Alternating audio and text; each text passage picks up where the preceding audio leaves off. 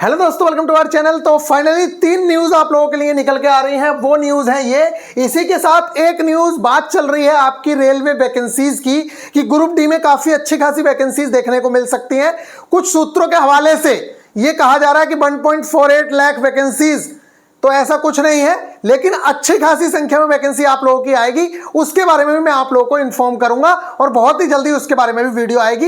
In depth आप लोगों को बताएंगे कि कितनी कहां पे वैकेंसीज आने वाली है और आप लोगों के लिए भी पूरी तरीके से प्लानिंग है और फिर आप लोगों की तैयारी स्टार्ट कराएंगे। वैकेंसी हो सकता है कैलेंडर से भी पहले निकल जाए, इस तरीके की भी चीजें हो सकती हैं। अदरवाइज आप लोगों की अक्टूबर में तो वैकेंसी देखने को मिलेगी ही मिलेगी। तो गाइज इन 3 न्यूज पे हम जल्दी से बात कर लेते हैं। पहली न्यूज आई है 20% वैकेंसीज ऑफ CCAA, इनके 4 CCAA, यानी कि इन लोगों के लिए ये रिजर्व वैकेंसीज है। इस पे बात चल रही थी कि GM पावर के थ्रू पहले ऐसा होता था कि अप्रेंटिसशिप के बाद उन्हें ज्वाइन करा लिया जाता था, तो उसी के रिगार्डिंग हाई कोर्ट ने कहा है कि ऐसा नहीं होगा, बिना कॉम्पिटिटिव एग्जाम के किसी को भी नहीं रखा जाएगा। यानी कि कॉम्पिटिटिव एग्जाम में इन कैंडिडेट्स को भी बैठना ही है। बस इतना हो सकता है कि अगर 1 लाख ग्रुप डी की वैकेंसीज आती हैं, ये रिजर्वेशन सिर्फ ग्रुप डी में लागू होगा, उनकी 20,000 सीटें रिजर्व होंगी।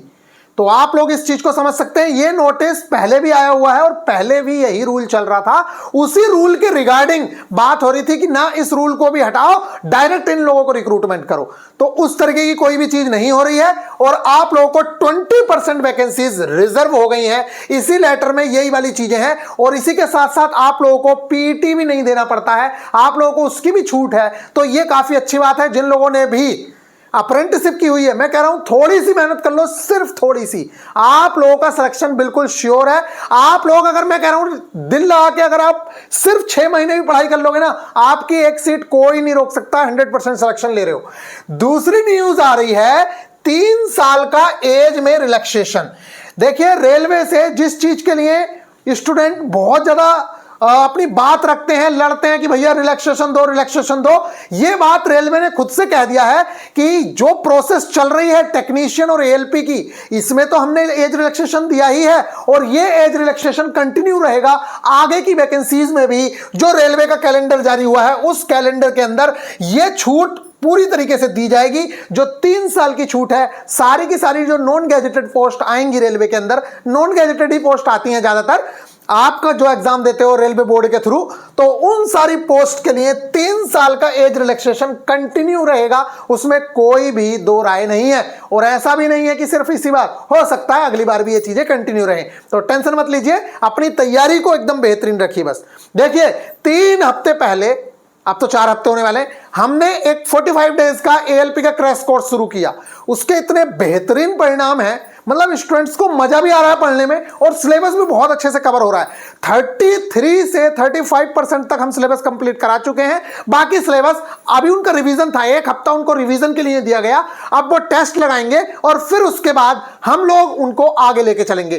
ठीक इसी तरीके से आप लोगों की भी तैयारी कराएंगे, चाहे वो ग्रुप डी वाले बच्चे हो या टेक्नीशियन वाले हो। अगर आप इंटरेस्टेड हो तो नीचे कमेंट जरूर से जरूर कीजिएगा कि हाँ भैया उस चीज को स्टार्ट करना चाहिए या नहीं करना चाहिए, यानी कि आपके टारगेट्स स्टार्ट होने चाहिए या नहीं होने चाहिए। तो ये हुआ एज में रिलैक्सेशन वाली बात। ये भी लेटर 15/7 को जारी हुआ है। इस चीज को आप देख सकते हैं, इसमें वही लिखा हुआ है, relaxation in upper age limit for direct recruitment to non gazetted post on the railways. और ये सारे की सारी जो वैकेंसीज हैं उनमें लागू होगा। तो इसलिए आप लोगों को टेंशन लेने की जरूरत नहीं है। 3 ईयर का जो एज रिलैक्सेशन है वो कंटिन्यू रहेगा। नेक्स्ट अगर मैं बात करूं तो गवर्नमेंट ऑफ इंडिया, ये है आप लोगों का पैट में आप लोगों को किस किस को छूट दी गई है।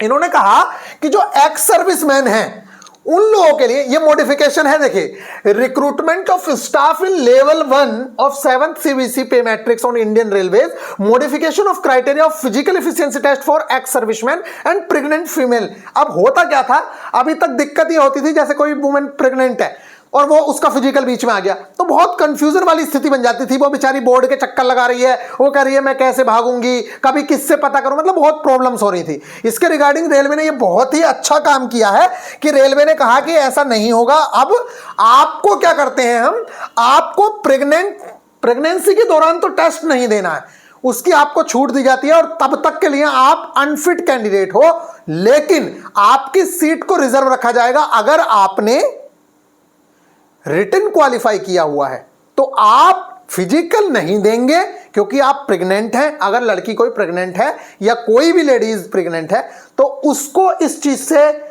छूट मिलेगी, और जैसे ही उनके बेबी हो जाएगा उसके 6 हफ्तों के बाद, शायद उन्होंने बोला है, जो भी 4 हफ्ते या 6 हफ्ते जो भी बोला होगा, अब उसे आप पढ़ लेना पूरी नोटिस को, मैंने पढ़ा था थोड़ी देर पहले। 6 वीक यहां पे बोला है। जैसे ही उनके बेबी होगा उसके बाद जब डॉक्टर उन्हें फिट दे देगा उसके बाद उनकी रनिंग होगी, और अगर उनकी रनिंग और मेडिकल कंप्लीट हो जाते हैं तो उनकी जॉब उनको मिलेगी, और जब तक उनका बेबी नहीं होता है तब तक उनकी सीट रिजर्व रखी जाएगी। ये इसके अंदर बात कही गई है।